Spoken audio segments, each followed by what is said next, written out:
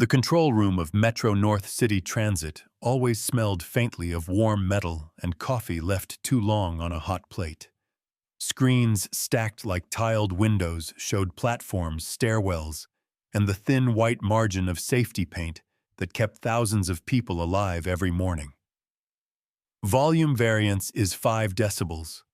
Who signed off on that? The voice cut clean through the room, precise, impatient, and impossible to ignore. Heads lowered, keyboards went quiet. When Adrian Cross walked in, even the clock seemed to think twice about ticking. 35 immaculate suit, the color of graphite shoulders straight as rails. His eyes tracked details, the way a conductor hears a wrong note from the back row, the flicker in the corner monitor, the skewed exit placard on camera 12, the coil of cable not tied off. His gaze stopped at a young woman in a navy work jacket headset, looped around her neck, a clipboard balanced on her knee. Mara Keene, 27, newly hired assistant audio engineer, the one who'd been quietly moving sliders and rewriting scripts since day 3. Sample track for line 3, Adrian said. Where is it? Mara stood. Not stiff, steady, recorded and ready, but I held it back, she said. Greystone Station is bouncing echoes. If we push the current read, the seniors on the platform won't catch the route change. No one talked to Adrian like that. Not on week 3.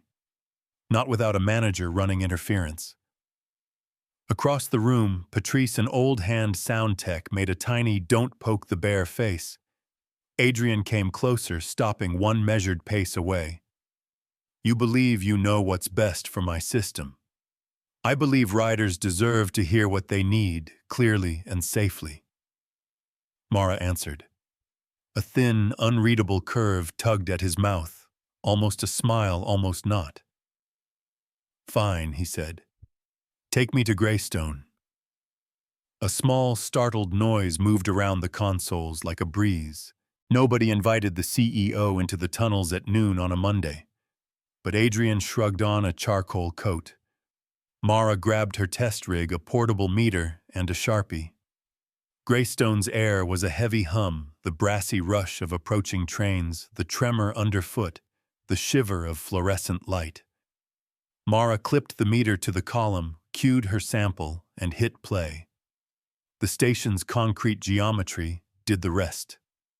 Syllables stacked on syllables, a second voice made of ghosts. There, she said. Narrow bore hard surfaces.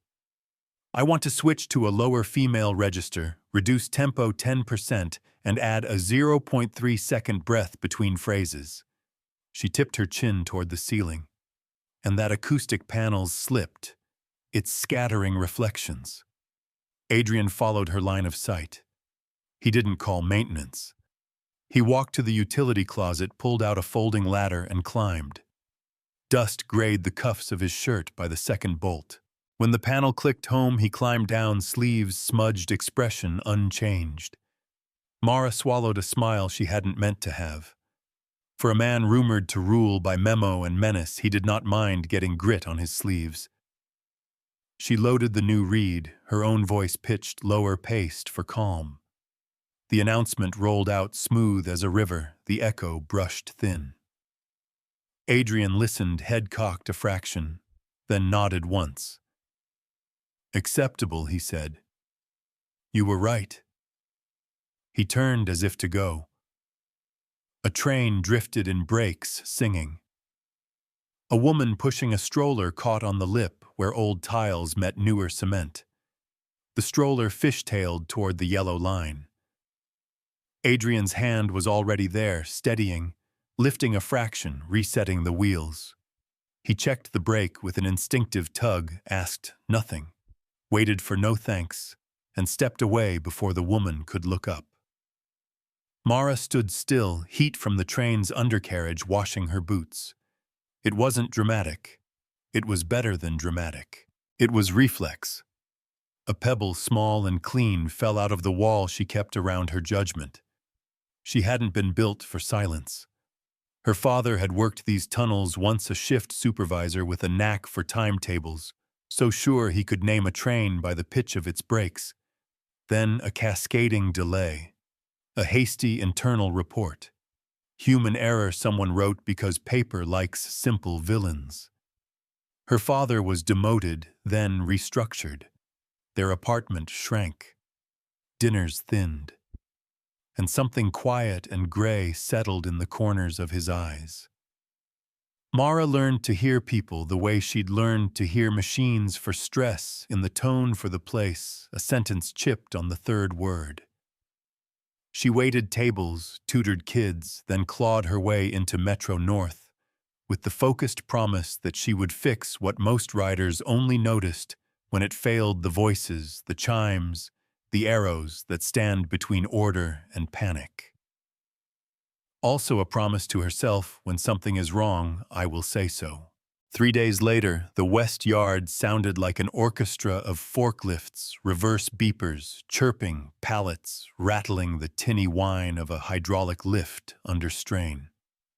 Mara came to sign out a noise rejection mic. She stood on the white safety stripe head, bent over a barcode sheet. A forklift horn split the air. Tires skated on a smear of oil. The machine yawed. Mara, the world blurred. An arm locked across her shoulders, pulling her sideways into the iron cage of a parts bin. Her back smacked mesh. The rest of her didn't register pain, only heat metal, a heartbeat hammering against her shoulder. Adrian. You okay? He asked, voice rough, the words restrained, but the fear not.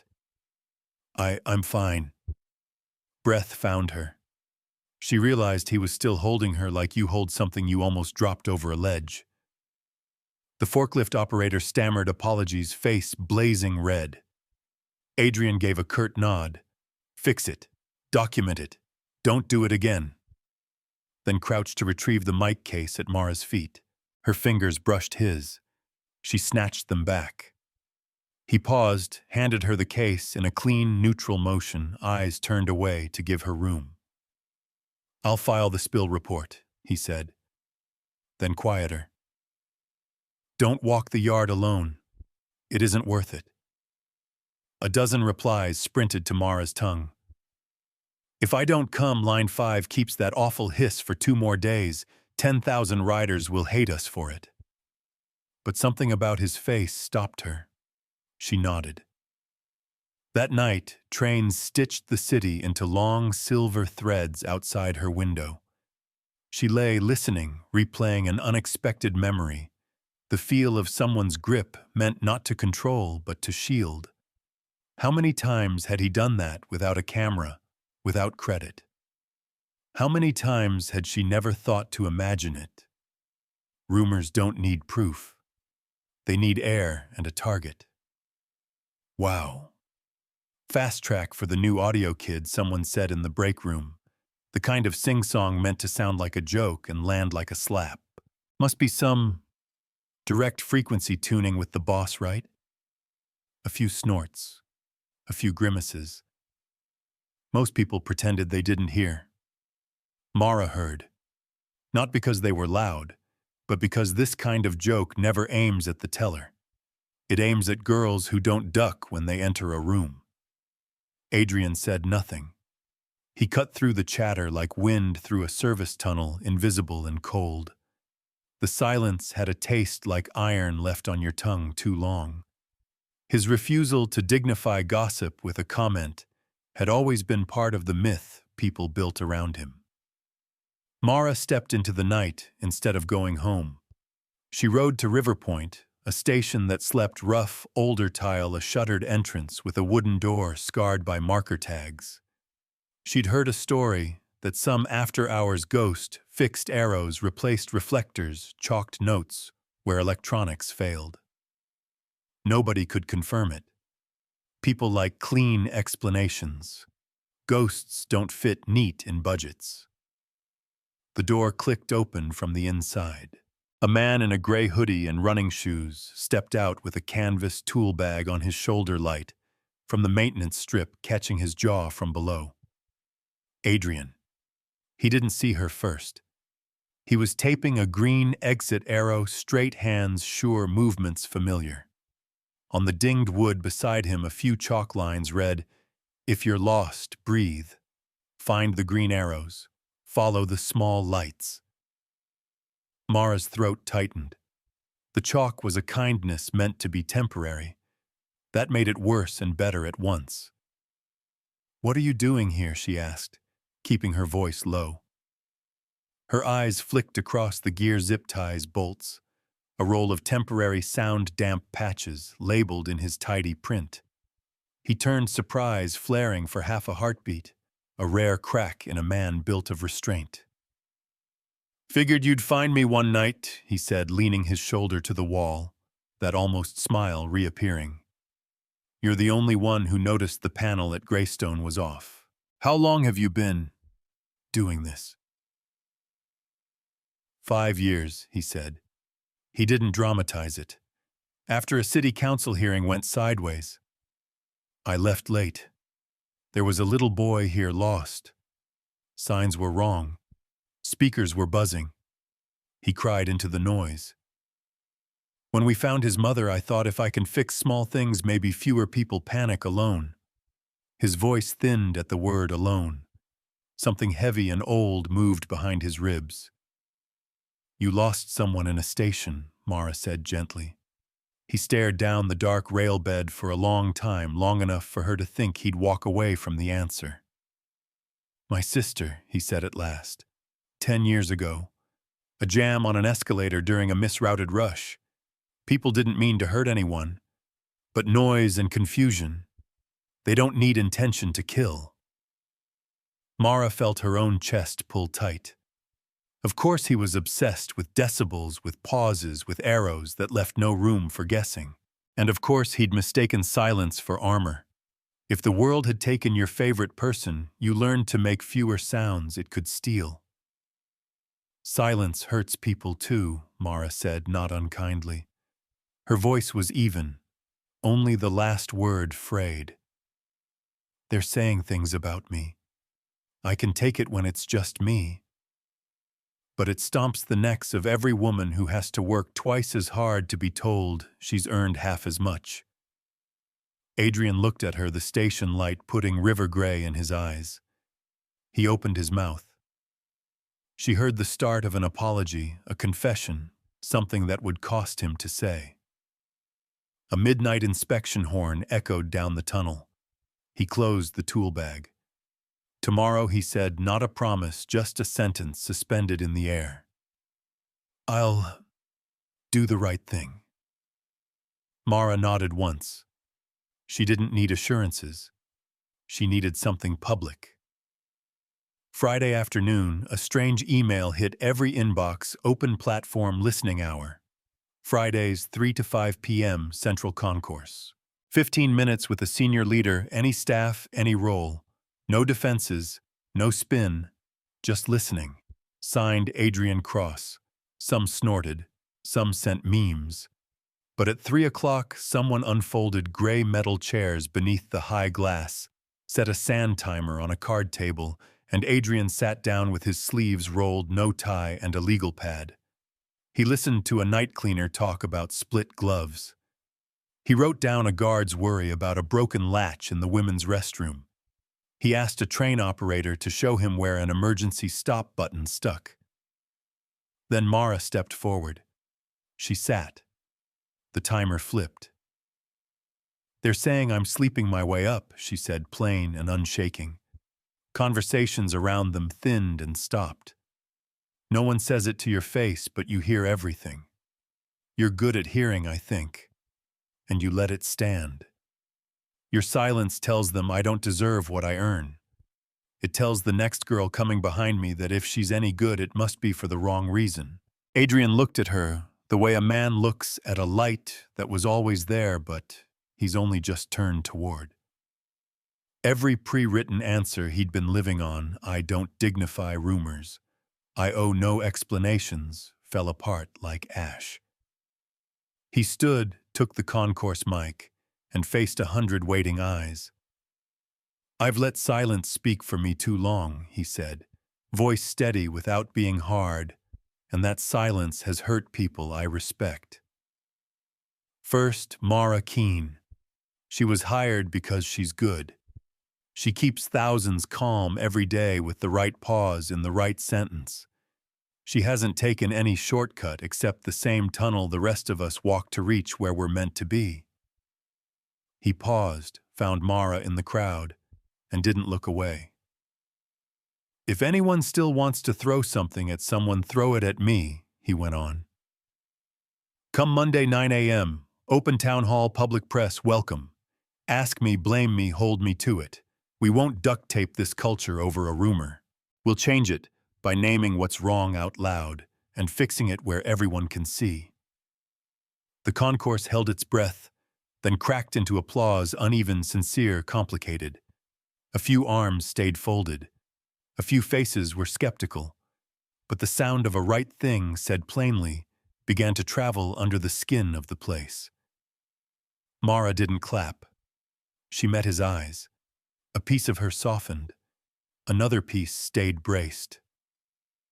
Words are a beginning, not a finish line. The Monday town hall looked like free concert day. Reporters lined the mezzanine. Staffers crowded the folding chairs. A cluster of curious commuters leaned over the balcony to watch the show. No stage, no lectern. Just a long wooden table with a single mic at its center. Adrian walked in wearing an open-collar white shirt, sleeves rolled, palms bare. The room hummed with the thrill of let's see him dodge this. Questions came sharp. Are you in a personal relationship with a staff member? Why hasn't the Riverside Station installed an elevator? Is Metro North planning a fare hike? Is the safety system actually degrading? Adrian didn't swat them away. For what he didn't know, he said, I don't know, but you'll have a written answer in 48 hours. For what was wrong, he said, that's my fault, and here's what we're doing to fix it. For what required commitment, he named dates, budgets, and the people in charge. Then he unrolled a map across the table. Not the official rail map, this one was hand-marked in red circles, dozens of them. Every red dot here, he said, is a place where noise, bad signs, or bad instructions have made somebody panic hard enough to endanger someone else. He steadied a palm on the paper. 10 years ago, my sister Elaine was one of them. No one moved. Even the chair legs stopped creaking. She died in a crush on a jammed escalator during a route change mistake. Nobody meant harm. But confusion doesn't need intent to kill. He straightened and took a breath that seemed to pull something up from deep water. Starting this week, we're launching a program called Clear Line, Calm Heart. It's 3 things: 1, standardize every announcement, voice pacing and pause to match the acoustics of each tunnel, led by Mara Keene's team. 2, replace or repaint every arrow, add tactile and braille signage at the 25 highest risk stations. 3, a live 24/7 response line. No robots. A human picks up. The words Mara Keene's team jolted through her like a train taking a switch she didn't see coming. He hadn't told her. But the timelines were real, the funding was real. This wasn't a speech for applause. It was a plan that could be measured. A journalist in the front row asked, "Do you think telling a personal story risks you being accused of emotional manipulation instead of focusing on technical competence?" Adrian's mouth twitched into something that wasn't quite a smile. Technical competence exists to serve real people's emotions, he said. A safe system is so a lost child stops crying when they hear the right voice. If I can't let that reality shape my technical decisions, I shouldn't be leading. In the back, Mara caught sight of Patrice, the same veteran tech who'd winced when she spoke up at Greystone, slowly nodding. Somewhere, hands began to clap. The sound spread steadier this time, like a train rolling true along a straightened rail. The next weeks turned into a blur of tunnels, ladders, and decibel meters. Mara walked platform to platform, listening to echoes, testing voices, low timbres for narrow shafts, faster pacing where the ceiling was low and echoes died fast. She learned where the announcements needed a beat longer so that fear didn't stack over the words. She rewrote emergency scripts so plain that a 10-year-old could follow them. And every so often in the midnight window between last and first train, Adrian appeared in his gray hoodie tool bag over one shoulder. He didn't hide it anymore. One night he set a small cardboard box on the workbench. "Temporary noise baffles," he said. "I tried them at Riverpoint once. Crude, but they'll buy a night until maintenance can fix the real panel." "You don't have to explain yourself to me anymore," Mara said with a sideways smile. "You can be proud of this stuff now." His own smile barely touched his mouth, but his eyes lit at the edges. "Thank you," he said. The gossip didn't evaporate overnight. Amy, a colleague from audio, muttered one afternoon about Mara's special access within earshot. Mara turned, met her eyes. "If you've got feedback on my work, put it in the review file. If you're talking about my personal life, you're on the wrong track." Amy flushed and looked away. The snide remarks stopped. No one enjoys making a joke to someone who isn't afraid to meet their gaze. A few evenings later, Mara's phone buzzed with a text from an unsaved number: "Free tonight. There's something I want you to see." She didn't need the name. They met by the river near an old decommissioned tunnel. Inside, where chalk directions once clung to damp wood, there now stood a small, green-painted free library bolted to the wall. Solar strips lined the top for light at night. A sign read, "Take a book, leave a book." For waiting places. Mara froze. "You built this," Adrian corrected. "I bought the cabinet." Maintenance mounted the lights. The books came from staff. She ran her fingers over the spine of "The postman always rings twice." A memory surfaced, her father killing time between shifts, guessing strangers' stories by the books in their hands. "Listen to what nobody listens to, and you'll know how to speak when it matters," he used to tell her. "He'd be proud of you," Adrian said quietly. "He used to work for Metro," she told him, until a rushed report blamed him for a delay. "Took me years to step back into this world." Adrian didn't offer a polite, "I'm sorry." He said, "If he ever wants to come back, tell him to call me. No one stands alone in a tunnel anymore." Mara nodded. The light on the library door caught in her hair like the glint of an arrow in the right direction. 3 months after the town hall, the system felt different. Nothing flashy, just small changes that stitched themselves into the daily rhythm arrows that pointed to actual exits, not blank walls. Voices in the tunnels that matched the space they were in. Braille plates where fingers could find them. Little free libraries lit up like beacons in tired corners. And for the first time in years, the rush hour crowd moved with less snapping, less panicked darting between doors. The tension in the air had eased almost imperceptibly, like a tightened spring quietly unwinding. Mara had stepped into a new role, manager of passenger experience. Her office door stayed open. On the glass, taped at eye level, was a piece of paper in her handwriting. "If you're lost, ask, 'Where are you going?' Not, 'Why are you here?'" She ran monthly workshops called Hearing in the Noise, teaching staff to spot the difference between a question that freezes someone and one that sets them moving. One afternoon, Henry, a veteran cleaner with 30 years underground, raised his hand. "You keep saying, 'Listen,'" he said. "But most of us hear nothing but noise all day. How do we actually hear a person?" Mara put the marker down. "Start with this: if they're lost, ask them about their destination, not their reason. Goals pull people forward. Explanations make them stand still." Henry grinned. "I can do that." At the doorway, Adrian leaned against the frame, watching. His eyes didn't measure now. They rested.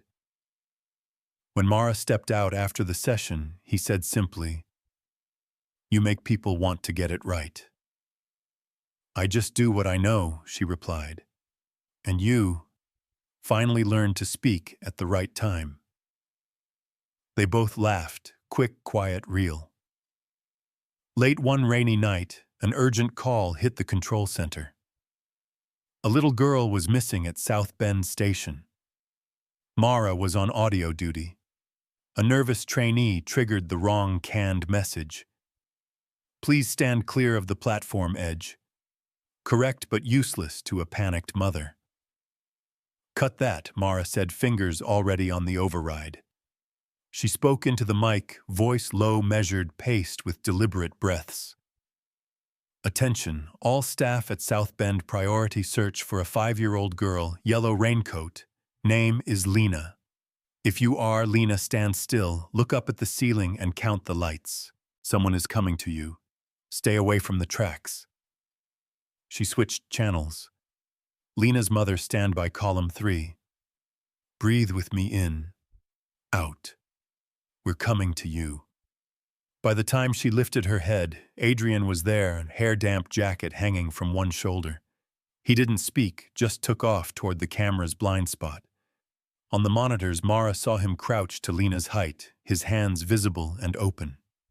His mouth moved, and though the mic didn't catch the words, she could read them, safe now. He lifted her gently, one palm steady on the back of her head, and carried her to a woman whose knees buckled when she saw them. When Adrian came back, rain still glittered on his hair, he said only, that pause before "count the lights" was perfect. He hesitated, then added softer, "Thank you." Mara swallowed warmth with her breath. "Just doing what I'm good at." The following week, Metro held a small dinner for everyone involved in clear line, calm heart. Not a gala, just a long table in the 12th floor cafeteria with a view of the river bridge. Midway through, Adrian stood with the mic from the PA system. "I used to think leadership was about speaking loud and moving fast," he began. "These past months taught me the opposite. It's about listening carefully and moving right. And I didn't learn that alone." He turned toward Mara. No music swelled, no spotlight. Just a man who had unfastened the bolts on his armor. "I stayed silent when I should have stood beside you. I'm sorry. I'm not afraid of being seen with you anymore, not because I want to shield you, but because I want to stand in the right place." Mara met his eyes across the table. "I don't need you to protect me," she said, voice even. "I need you to be there when the truth needs a louder mic." He smiled, a true one. "Then this mic's yours anytime you ask." By winter, the city's underground felt less like a network of stress and more like a set of arteries carrying the steady pulse of a living place. People still hurried, but fewer shoulders collided. The free libraries were never empty. The chalk had all been replaced with permanent signs. The most dangerous thing at River Point now was the temptation to miss your train finishing a chapter. One night, Adrian knocked on Mara's apartment door with a small birthday cake. "For Maria Keene," he said, pronouncing her mother's name like it was a key. "The bakery lost power this afternoon." Maria laughed, wiping her eyes. "I thought Metro work was all steel and no sugar." "We're working on that," Mara said, leaning her head against her mother's. Later on the balcony, the rails gleamed under streetlight. Mara asked, "Do you still go to River Point at night?" "I do," Adrian said. "But now I go with someone. And I use paint, not chalk." She laughed. "Good. Chalk washes away." He looked out at the long silver line of the bridge. "Some things shouldn't." The next morning they walked through Central Concourse, the same space where she'd first challenged him, surrounded by the low thrum of trains and the scent of fresh coffee. A boy tugged a paperback from the free library cabinet. An elderly woman paused under a green arrow, smiling, because it pointed her exactly where she needed to go. Mara leaned close. Still think you hired the wrong person? Adrian adjusted the folder in his hands. No, he said. You were right from the start. Overhead, her recorded voice rolled through the speakers, warm and steady. Line 3 is now arriving. Please stand behind the yellow line. If you're lost, follow the green arrows. Not every journey ends in sunlight. But underground, sometimes one clear voice at the right pace is enough to keep a heart from breaking. And sometimes a woman who stands her ground in a room full of noise is the most permanent line on the map back to being human.